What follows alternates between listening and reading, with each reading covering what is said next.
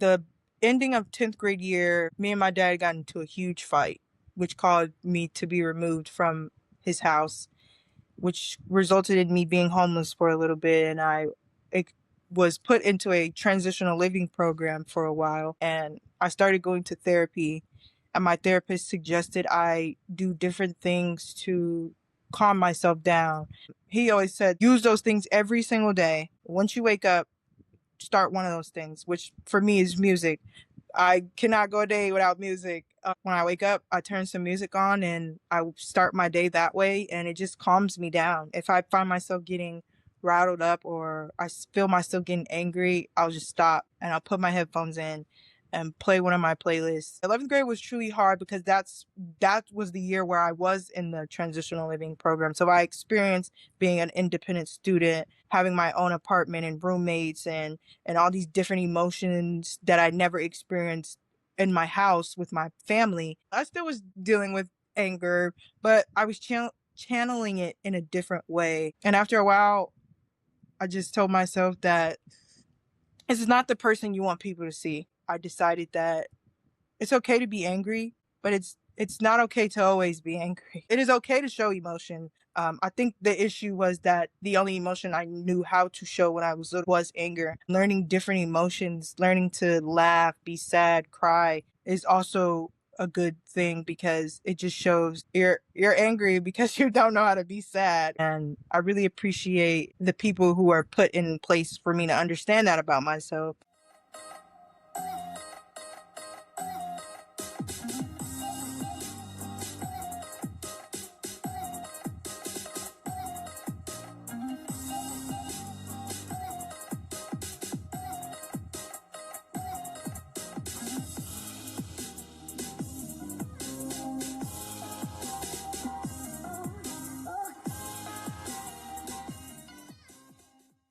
Most people in their 20s aren't lost. They're just early. That's right. Welcome to After the Bell. Conversations for young professionals figuring out what comes next without pretending to have it all figured out. I'm your host, Nick Kaufman Mamistashvili. Welcome to my office.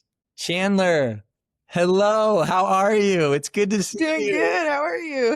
I'm doing so well. I saw on social media today that New York was experiencing the most perfect weather across all of the United States. And so I couldn't be happier getting out and playing in the sun a little bit today. What's going on in your life? Well, Kansas City recently just had a huge storm last night. So, just recovering from a lot of rains and tornadoes. But, Now it feels like I'm bragging. no, today's been very sunny. So me and my dad Okay, got to experience the sun a lot today. good. I feel your pain. I hmm was in that world for most of my life. Chandler, we go back. I'm going to reveal a little bit about how I know you, but I'd love to start with who you are and where you are. Tell the people a little bit about yourself. Well, my name is Chandler. I live in Kansas City, Missouri. Well, recently I moved to Kansas, so I live in Lenexa, Kansas. I graduated high school in 2025. I got accepted into Johnson County Community College, so I'm a culinary arts student. Just navigating school and work. It's kind of been a little challenging being a full-time student and a full-time employee. So just navigating through stuff like that. Where are you working in addition to school? So, being in the chef's program, I'm a chef apprentice. So that means that apprentices have to find an apprentice site so they can work in a professional culinary experience. So I had to find an area where they are hiring cooks or prep cooks. So one of the places that I looked into was the Hilton Hotel.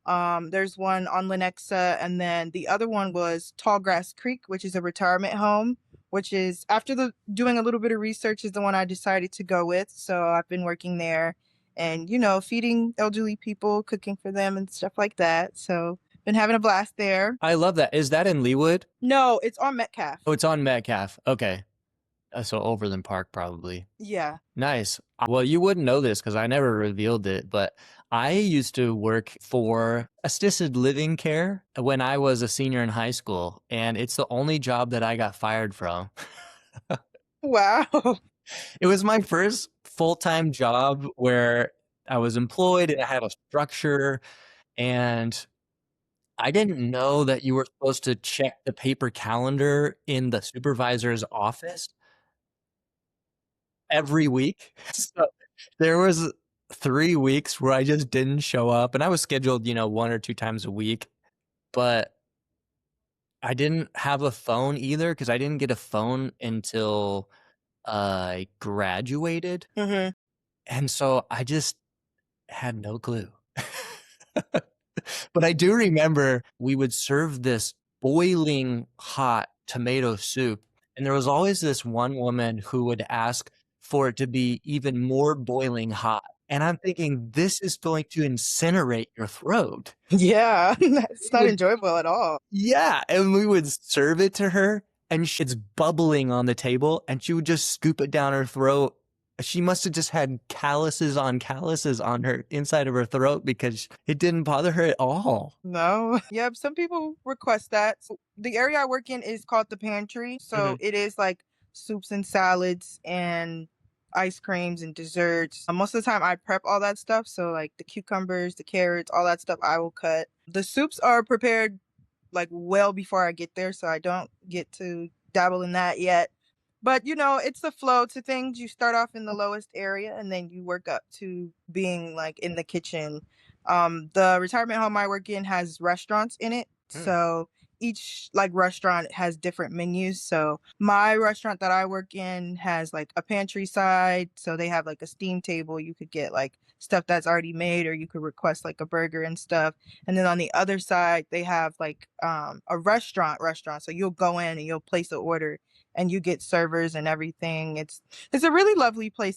I really have been enjoying my time there. So I'm really glad that I got the opportunity to get this job, especially considering that like the job market has been very hard for people my age to find a job. So just getting the experience is just really so fun to me. Yeah, I mean, it's vital for your resume, also opportunities, making connections. I love that you're putting in the work and you're humble enough to say you got to start somewhere. So you start washing dishes and Hmm.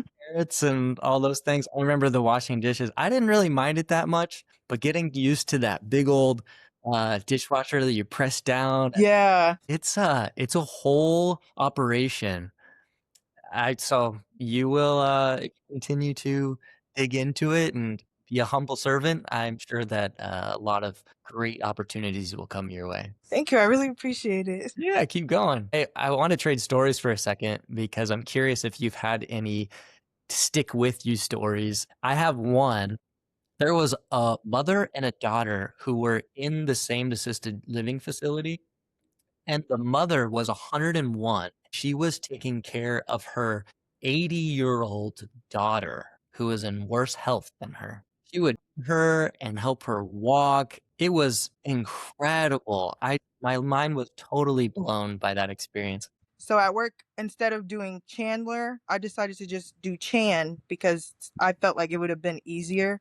And her name is Jan. So every time she comes to see me, like she had get it wrong like a couple times. So she'll say like Chad or Jan, or she'll say her name sometimes. And so she said, "Oh, your name is Chan. It rhymes with Jan." And so every time she comes to see me, like she'll say, "Hi, Chan," which rhymes with Jan. And so just that little experience every day, every time I work, I see her. It's super sweet. And I love that I could be like the light of some people's day. One resident, he'll come by and he'll say, "You just have such an amazing smile. It always makes my day." And I truly wasn't having a good day until I got to see you today. And so just, hearing small things like that just like encourages me that I'm in the right spot. I'm in the right place, because that's always what I wanted to do, is make somebody's day. So just hearing stuff like that just is like, yep, I think this is where I should be, and I'm going to continue to do that. So I thought I love should share that as well. That's amazing. Well, you do have a really great smile. Oh, keep smiling. I just love that you're not only serving people and feeding their bellies, but feeding their emotions, their mental state, just by being who you are and being present with your smile. I love that. So what happens when maybe you're not experiencing a good day? Do you still force yourself to smile, or does it just kind of come naturally? You go into work mode and you're just These people rely on me, so I'm gonna smile. What? I will say it is difficult. I try to be a very real person, so I don't want people to necessarily know I'm having a bad day, but you can also tell when someone's having a bad day and then they're forcing their emotions. So what I try to do is just to like the first few people that come to see me, just I sometimes just don't smile. Like I'll have like a regular interaction with them, like, "Hi, how can I help you?" And then they'll say, "Oh, I want a soup and a salad," and then that's what I'll give them. And then like it'll just be like a regular human interaction. And then like after a while, when I've noticed that like my face has been too relaxed, I'll try to tell myself that whatever is going on outside of this location is outside of this location, and that it's best to just put a smile on your face because you never know who's having a bad day as well. And how would I feel if I was ordering something from somebody and their smile was just so like amazing? That would make my day. So I decided to just do the same. After a while, it just comes natural. The first week of work was kind of like that. Some days I was having a bad day, and then like after like week 2, week 3, just natural. I just naturally smile while I'm there. So That's really beautiful. I love that your default is you're going to treat people with kindness and respect and hospitality. Like that's your bad day. But then your good day, your present day is smiling a big smile and being intentional about helping feel amazing. It's a rare quality for your default to be hospitality, kindness, respect. That's really neat. So walk me through the school side. So you're just about to finish your first whole year at the junior college studying culinary arts, correct? mhm. Mhm. So how's that going? What are you up to? What are you cooking? What are you making? What are you learning? So I will say, this is my freshman year, which after this semester, I might do summer classes. But a couple months ago, I was not a full time employee. I was a part time employee. So being a part time employee and being a full time student is different. You have more free time. You're allowed to have more off days. You don't have to work 40 hours a week. So it's easier to wake up and go to class and be in class all day and get the work done in time. And so now that I am working full time and a full time student, it's been truly a challenge. But other than that, I've been trying to navigate time management. The very first semester was basic cooking classes. So you'll do your basic mother sausage, basic cutting skills. You'll like roast a chicken, lay fish, simple things to get you started, like structure wise, getting all the bricks in place. But even though I do have like my cooking class, it's not the only class you have. They merged the culinary classes with hospitality. So you Mm. have to take hospitality management classes. You have to take business math classes. You have to take your English courses. You have to take accounting. On Monday was my business math class. And then Tuesday was my management class and the perspectives of management. And then my culinary class. So like I would do all those classes in one day. And I realized that waking up at 8 a.m. on a Tuesday is not easy. And that I told myself that I was not going to do that next semester. And so this semester, I decided to split my days up. So I have classes Monday and then Wednesday. But because I'm doing a scholarship, I have to have 12 credit hours. Normally, students in the chef apprenticeship program aren't full-time students because they have to be full-time employees. And so they don't want their students to overload themselves because it's easier to burn out that way, which I've been experiencing burnout for the last couple weeks. I really appreciate all the things I've been like going through, but I will say that um burnout is real and it is always okay to take a break sometimes. Wow. There's a lot of wisdom that from what you said there. I totally respect what you're saying about burnout. I think it's very mature of you to be able to realize that you are starting to feel that way. So taking a moment to just kind of step back and analyze where you're at takes a lot of courage. So kudos to you for taking the time to realize that. It sounds to me like when you were going into school, you were excited and wanted to take everything on, and you're like, I got the energy and I'm going to do this and we're going to do it well. And it reminds me of me a little bit because when I started university, my very first class was an 8 a.m. poli sci class. And I thought, I've never done anything in poli sci. I want to learn a lot, and I'm ready to climb to the fifth floor of this oldest building on campus every morning at 8 a.m. The amount of times I showed up late to that class or missed that class, I somehow managed to squeak out a decent grade. But man, I totally feel that kind of entrepreneurial energetic spirit, but I think it's hard to temper your expectations, temper your energy, to be disciplined in this is not a sprint, this is a marathon. I want to be in this for the long haul. So I think, again, you're very wise for taking a moment to go, I want this to be a career.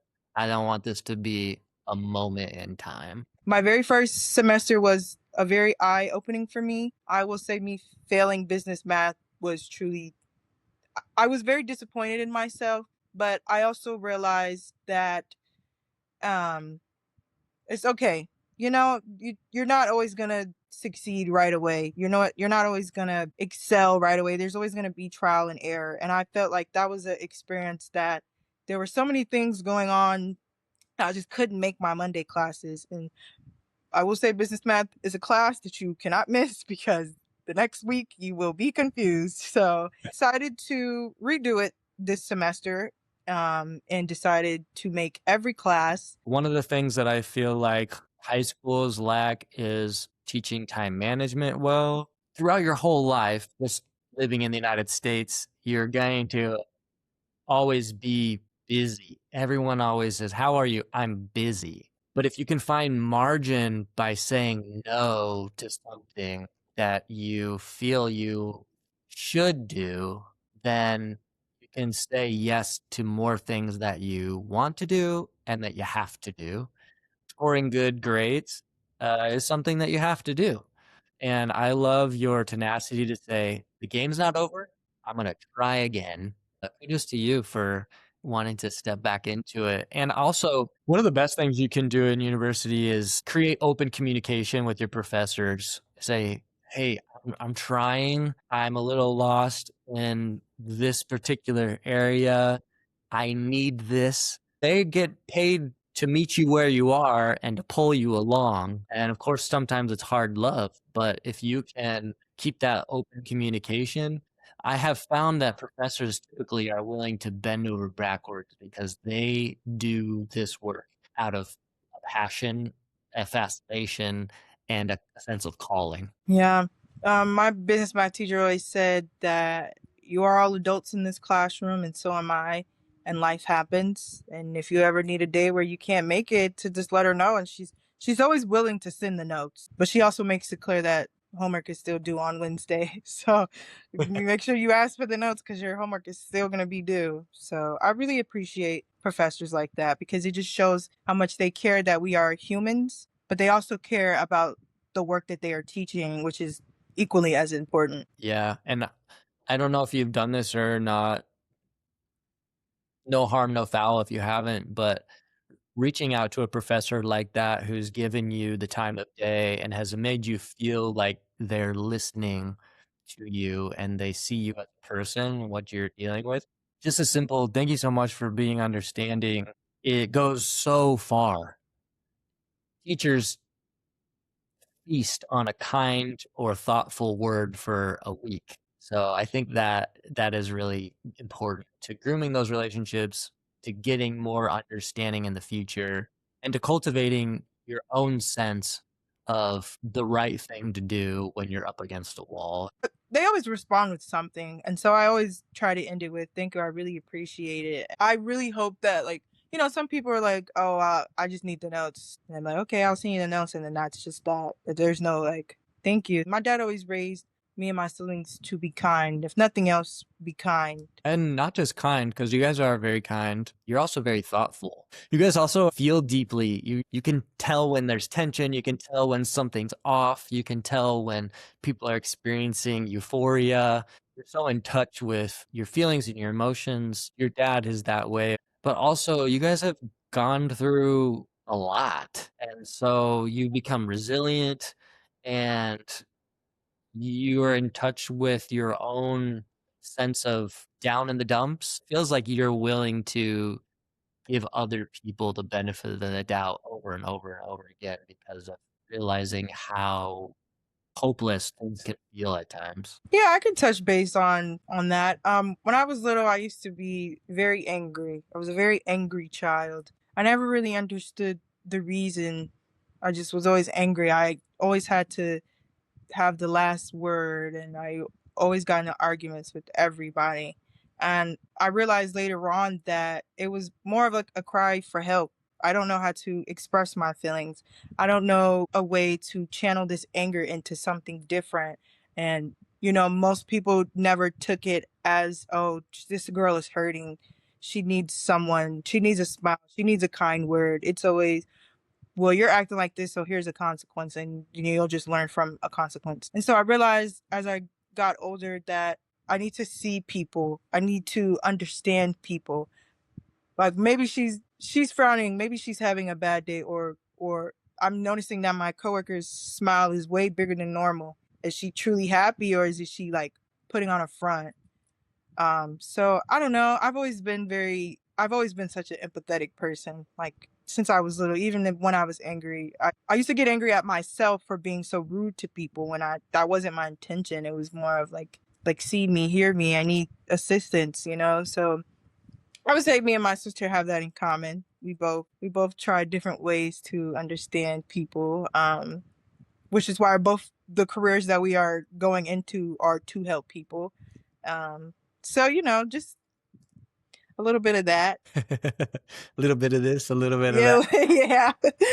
You know what's so cool about that is you didn't let the anger overcome you, that it was a season. You're still probably angry about things from time to time, like we all are, but hmm you have reconnected with your centered self and like I don't know if you can name it or locate it, but can you locate where that transition happened from this is who I am and how I'm operating is not who I am and I want people to see the real me, the real empathetic me. Um, because of the reputation I built at school, I always was seen as a problem child, and I think the ending of 10th grade year, me and my dad got into a huge fight, which caused me to be removed from his house, which resulted in me being homeless for a little bit, and it was put into a transitional living program for a while. And just seeing different people go through different experience, and we've all ended up in this same area. Um, it just made me realize that it's just anger. It's there's different ways to channel that and put that into something. And I started going to therapy, and my therapist suggested I do different things to calm myself down. He always said use those things every single day. Once you wake up, start one of those things, which for me is music. I cannot go a day without music. So I just, when I wake up, I turn some music on and I start my day that way, and it just calms me down. If I find myself getting rattled up or feel myself getting angry, I'll just stop and I'll put my headphones in and play one of my playlists, and I'll listen to music. And after a while, even in 11th grade was truly hard because that was the year where I was in the transitional living program. So I experienced being an independent student, having my own apartment and roommates, and all these different emotions that I never experienced in my house with my family. And I just had a sense of I still was dealing with anger, but I was channeling it in a different way. And after a while, I just told myself that this is not the person you want people to see. You don't want to go to school and people say, "Oh, that's Chandler. She's the child that's always getting into something. We're not going to involve her in anything." So, looking at it that way, I decided that it's okay to be angry, but it's not okay to always be angry.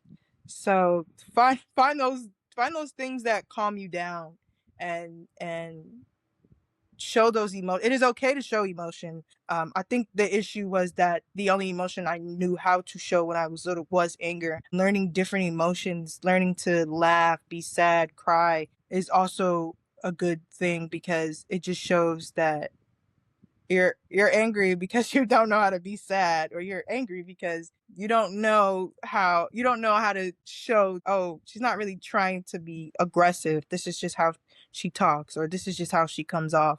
And I really appreciate the people who are put in place for me to understand that about myself.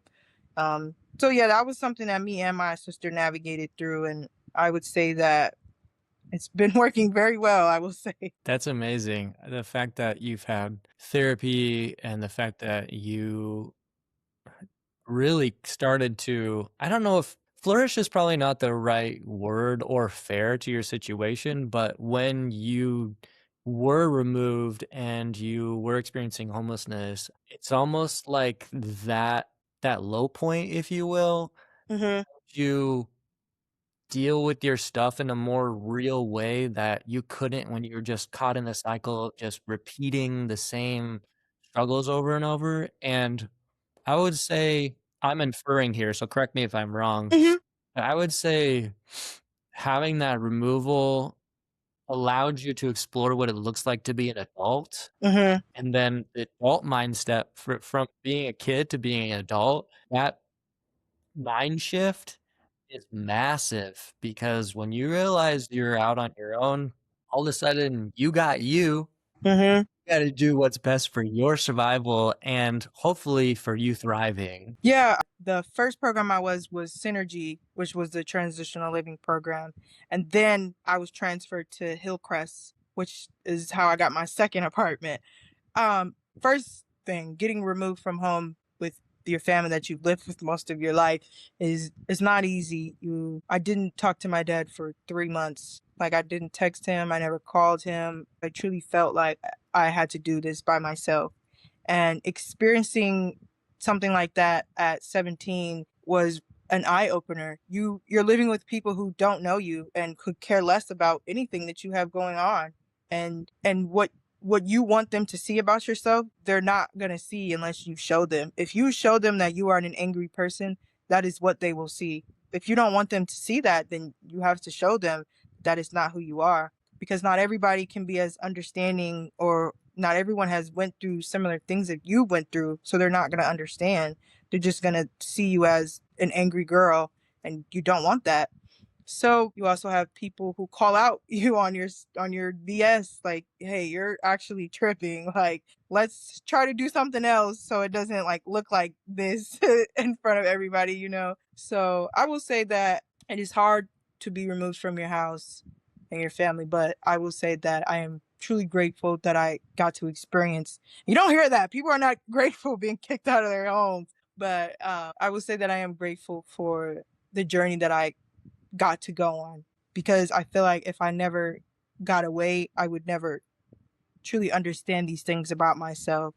And now being 20, I can look back and say that I really appreciate what I went through. Now I'm on my third apartment and I'm in college, which is something I told myself that I would never be doing.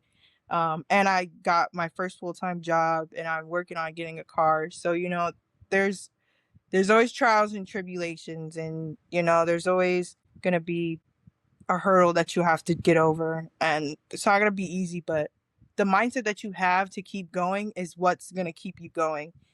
um yeah, so that's pretty much the thought process that I was going through. 100%. That is, thank you so much for being vulnerable to share those things. Hmm. Very impactful. As you're talking, I'm just stitching all the timelines together and I'm going, oh, and I was walking with her dad during this and he's processing these things. He's just missing you like crazy, but he wants to hold the right boundaries and he wants you to have Hmm. opportunity to flourish. And then at the same time, I remember that was kind of the point where you took a step back away from the student programming. You and your sister helped us launch that youth program in the urban core of Kansas City. It was the first Hmm. ever, and it was a huge deal. And then to have you to have a season where you needed to step away. I was asking your sister, like, your sister's new number. I want to text her and like, give me your new address. And, Yeah. and I want to send her a birthday gift card to Starbucks. I will say, Bianca, my sister, is a truly extraordinary person. Without her, I probably would have never came back, and I probably would have never talked to my dad like ever again. I remember one time, it was like a week before the 4th of July. She was like, I want you to come over. She was like, you don't have to talk to him. You don't have to even speak to him. You don't have to do anything. But I want you to come over and I want you to light fireworks with me. And I did it. And then since then, I think my dad said something to me, and then we just started a small conversation, and then it just went on from there. And then she was like, I think you should come back to youth group. They all miss you, and you really liked going there. And so I just decided that I'll just start this chapter again. I'll rebuild my relationship with my dad, and I'll go back to the place where I know everyone's missing me. So she is the best person ever, and I'm truly grateful to have a sister like her. Bianca is the best. Bianca goes to a university, so she's a busy girl. Like universities, it's easier to make friends, where community, it's kind of like, well, we all got to go to class, and then we don't have to stay here, so we just go. So it's my goal to try to at least make a couple friends next semester, and explore Kansas City. But I know my dad's not going to be with me forever. It's like he's going to get his own place real soon. So I got to start doing things with myself, make a couple friends. Yeah. In due time, just enjoy the Yeah. season you're in, and take your dad to the coffee shops. Meet like once a month after my son was born, and I just cherished that time with him so much. He's just a good guy to be around and sip a coffee with on a sunny afternoon. Yeah, I don't know if he told you, sorry to go off topic, but he went back to school for baking. So Yes. if Talk to me you about wanting to start like a lavender farm and Yeah, he wants to have his own bakery and implement lavender and the things that he makes. And then once he gets his like the house that he wants, he's gonna start planting things. So he's putting the stones in place. But you guys definitely gotta like hang out again or something. Try to get him to come see you. 100%. I would love to have him here in New York City just to come and explore and hang out. Just love spending your time around your dad. This is just such a good hang. Okay, so let's talk about your dream a little bit for career. Gush about your dream a little bit, Chandler. What's the big dream for you? One of the things that I want to do with my culinary experience is I want to have my own catering company and be someone's personal chef. So like they will call me and say, "Hey, I have an event. Can you and your catering company come out and cater this event?" Like I want to do things like that. We need to get you out to the Hamptons then. Yeah, I really want to explore different like cuisines. I haven't yet figured out what my like stick is gonna be. Do I want to do French cuisines? Do I want to just do breakfast? But I will say culinary is really not my dream. It's more of like just finishing this path that I've created for myself. My ultimate dream is to be a marine biologist. I want to study fish, which is going to be crazy to say, but study the fish that I am going to cook. I want to like live somewhere near the ocean where we catch the things that I'm selling. I want to have information about the fish that I caught, or little information about like the creatures that you may see on the beach that's next to the restaurant. Like I want them both to be combined together. So I want to own a restaurant next to the beach where like I will be the one catching everything. I'll do like, oh, if you buy this package, I can take you diving and we can go look at the fish that are near here. Like that's really my ultimate dream that I want to do. I love the dream. That is so fun. Oh my goodness. Oh, okay. So we need to get you like an internship or something out here where Yeah, the seafood pop up or something. I would love that actually. This is where it's at. I'm telling you. There's even a farmer's market that is on every single Saturday, no breaks, all year long. They have a seafood tent and it sells out every single Saturday. Yeah. I either Chicago or New York are truly the places to be. The opportunities are like vast. So those are one of the two places that I've been looking in. How many restaurants are there on a beach where the executive chef herself will take a couple people down and dive and look at sharks and turtles and stuff? So, I don't want to make it seem like, oh, this may be impossible, but like I want to create this opportunity.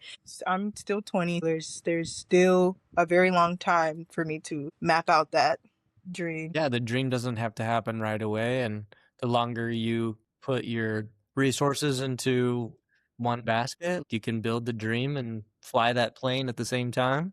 I think that there's no rush. Yeah. Yeah, you got to make ends meet first and you got to build the skills. I want to like open a restaurant and open opportunities to teach. There are a lot of talents in the world, and there could be someone anywhere in the world who has a dream to do this, but they lack the education because their country or their area just doesn't have it. And like, I want to be that person that like, hey, come to my kitchen. I will show you. I will demonstrate this. And this is something that I've talked about on the podcast quite a bit, is that when you are fascinated with something, it will become the engine that drives you, even when you're tired, even when things are not going well, even when you can't find time to do what you love. Passions will fade and come and go, but fascination will drive you to see a goal realized. It sounds like your fascination is to teach, is to invite, is to be hospitable, and you have a fascination for expanding your own understanding of what the world is, but also helping people expand their understanding of what the world could be if we are working together. Mm-hmm. It's not just cooking, it's not just culinary, it's not just love for sea creatures. It's like a meta view of the way society could work at its very best, but you're just using the avenue of Mm-hmm. culinary and your love for sea creatures to realize that hope, I guess, for what humanity could No, you've hit the hammer on the nail. be. Yeah. If I could open up my world so that their world could be opened as well, then like that is truly what the ultimate goal is. That is the goal of my dream. It's not just me. Like, yeah, I have the dreams, but like there's an end goal to all of it. And like when I get older, I want to give my children the restaurant, and then they take the restaurant and they do the same thing, or they can build different restaurants in different areas that have the same mindset. I learned this in my perspective management class. It was a restaurant, I think it's in New York, and they weren't getting much business in their restaurant, and the guy just couldn't figure out why. He couldn't understand what was going on, and he noticed that this couple was going to get a hot dog at a hot dog stand, and they asked the guy a question, I guess, and he navigated them to where they wanted to go. And so he realized that hospitality is so important, but so is having a connection with your customers. And so after a while, he retrained his entire staff to listen to their customers. I guess a group of women came in and they wanted to go somewhere, but they didn't have a ride to get there. One of the staff heard that conversation and was able to get them a ride. And so, just hearing stuff like that, like I want to be that kind of person. Like, oh, I have a dream to do this, but I just don't have the right education. Well, let me help you. So that's the ultimate goal. I love it. I love the dream. I love that you're already thinking about helping people. I was thinking there's two ways that I think people end up operating, and that is either they become the very best that they possibly can in their craft, and then because of the fame and the money and the opportunity, if they are compassionate and empathetic at their core, like you are, they end up reaching back to help somebody else to pull them up. There's also people like you who, from the very beginning, before you even have much to offer in the way of being a professional cook, you're already thinking about how can I help bring somebody along with me during my journey. to help them before I'm even ready to help them? And how can I set myself up to build a legacy so that my heirs, my offspring will Mhm. then turn around and do the same thing, because I think this is what is most valuable for humanity, is to pay it forward. Mhm. And I will say I very much relate to you. I want to pull people up before I'm even prepared to pull people Mhm. up or even in a position to do so. And being us is more challenging because you end up filling your plate with yeses and you don't Yeah. say no, because you see by piling everything on your plate that people can grab from it. There's plenty to go around. You live in a world Mhm. abundance as opposed to scarcity, which we need those mindsets. We too often live in scarcity. It's like, "Look, if you succeed, then I can't possibly succeed. There's not enough to go around." Mhm. We don't see it that way. We see abundance everywhere we go. And I will say it is a skill to be learned to say no.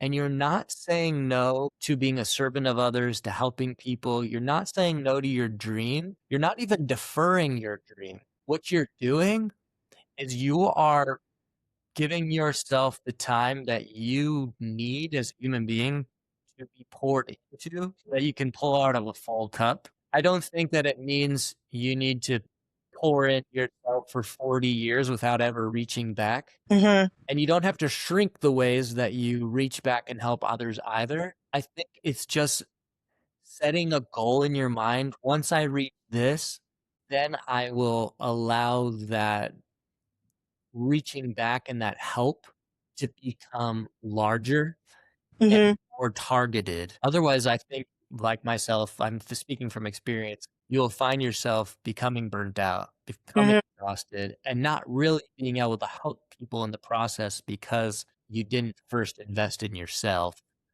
And that, that takes, I would say, at least 5 years of investing in yourself. And you can help people in small ways along the way. But if you keep Mhm. saying yes to everything for 5 years and no to and Mm. nothing, Yeah. you won't end up getting to the point that respects your big dream. Yeah. I understand that a lot. Being someone who's so empathetic, I always want to please people because I cannot fathom the feeling of me saying no to them and then like they're like, "Oh, well, you're the only thing that could help me," and then I'm gonna feel bad. And so then it's like, "Oh, well, now I have to help you," and so that is the worst feeling to have. And so I will say learning, like hearing things like that, is it's still been hard for me to say no to certain things, but like I'm on the journey where I've experienced a lot. I've experienced a hard relationship with a guy. I've experienced being homeless, and it's built the path of me realizing that it is okay to say no. Like if someone is truly upset about you saying no to something because that is protecting your peace, then those are not the kind of people that need to be sitting at your table.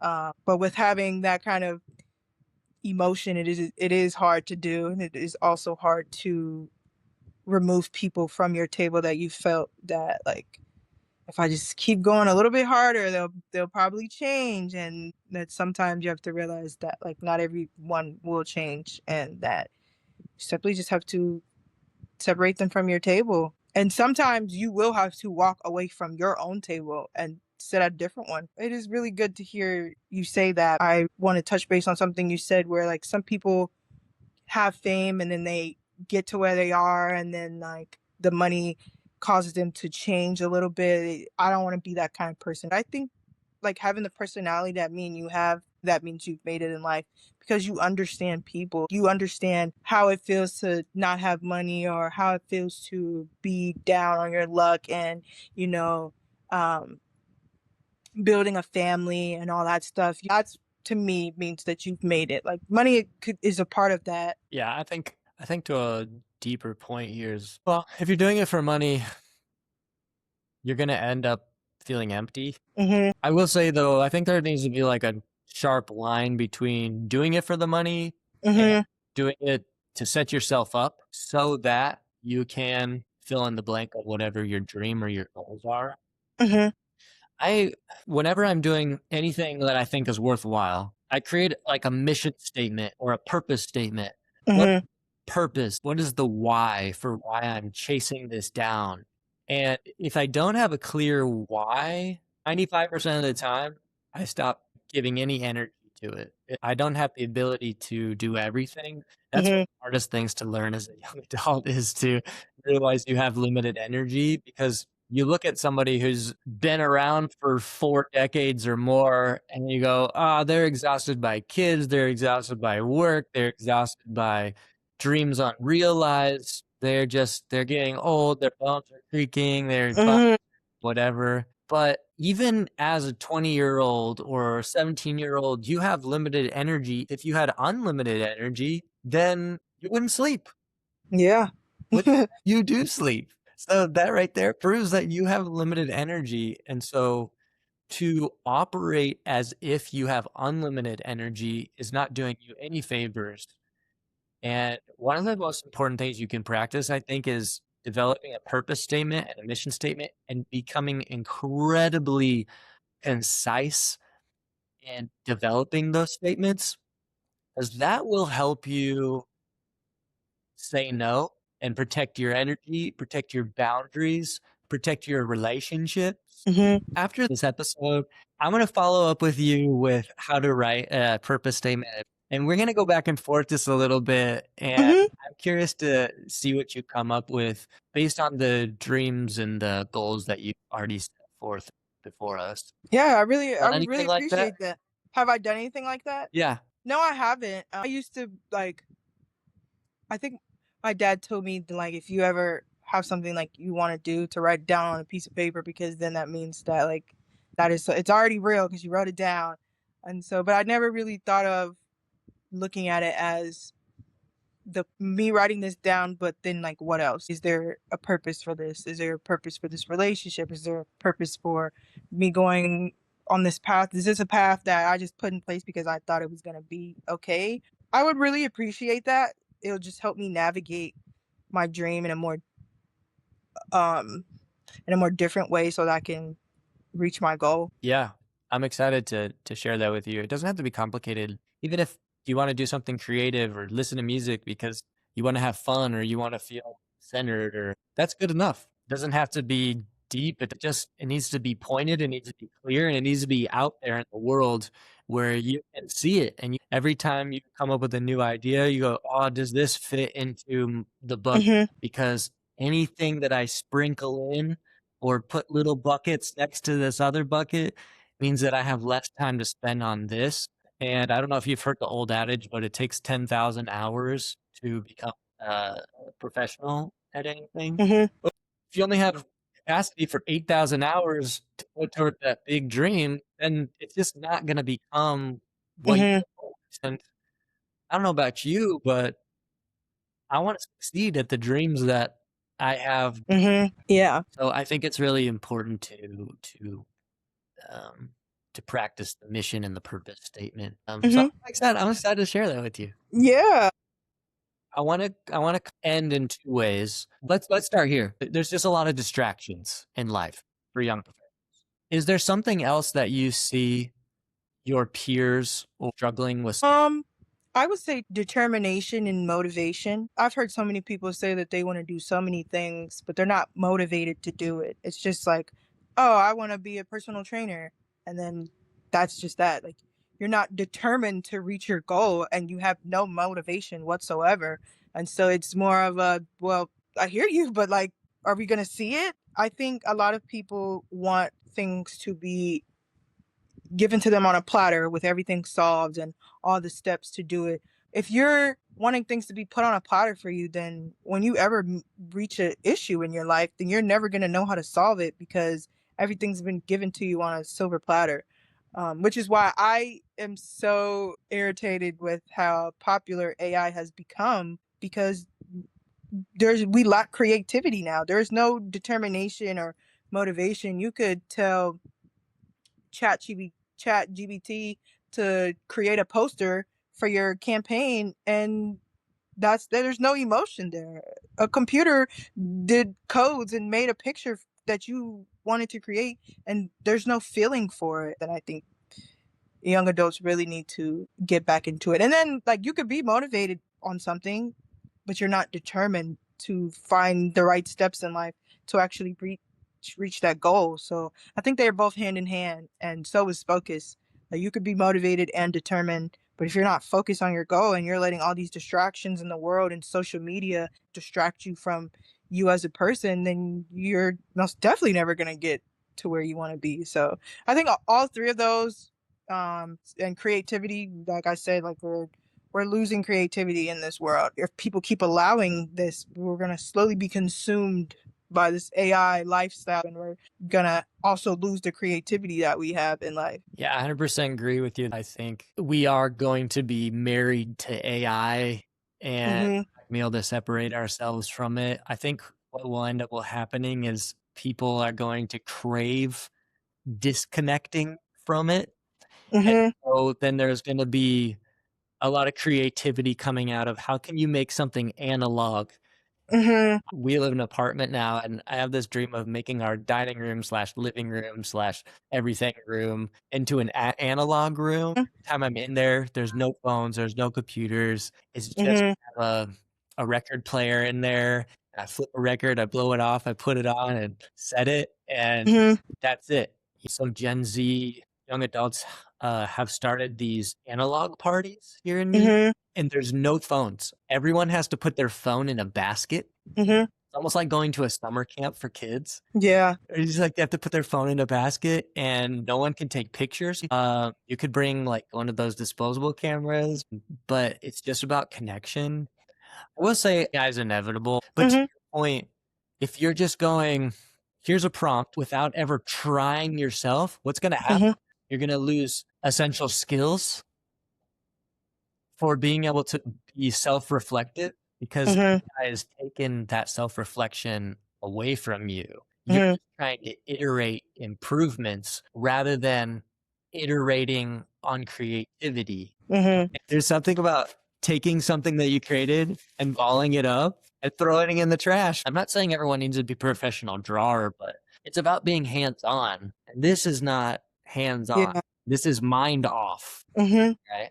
My hope is that young adults like yourself can inspire others, uh, continue being their creative selves, or inspire people who maybe have lost creativity or never really found their avenue for creativity to see food and go, "Oh, I love what you did with this. Tell me about," Mm-hmm. and it creates a story and an interest. Is that something that you feel when you're cooking? Yes, even as simple as me making a salad. Like so many people have said that the presentation of the salad is beautiful. It makes me want to come back and get another salad from you. Regardless if I'm putting the same stuff in the salad. Like a lot of them always say like you make the best salad. Even though I am eating the same three things in this salad, this is the best salad I've ever had. And so like I just love that. Once I get into the kitchen and I can be creative and make the sauces. Like there's someone in the kitchen, he's called the pizza and sauce guy. I want to be the pizza and sauce girl, you know. You and your dad ever have like a throwdown in the kitchen? We do. So we did Thanksgiving together. I'll make something, he'll make something. Or what he's been doing lately, he's been really into the juicing jig. And I'm a very picky person when it comes to fruit and vegetables. And so like he'll create something, he'll be like, I want you to try it. Or like he did a bechamel, and he was like, I want you to try this sauce and tell me what you taste in the sauce, and then I'll bring him stuff from class and he'll taste it and I'll ask him to critique it because like to me my dad is like Gordon Ramsay.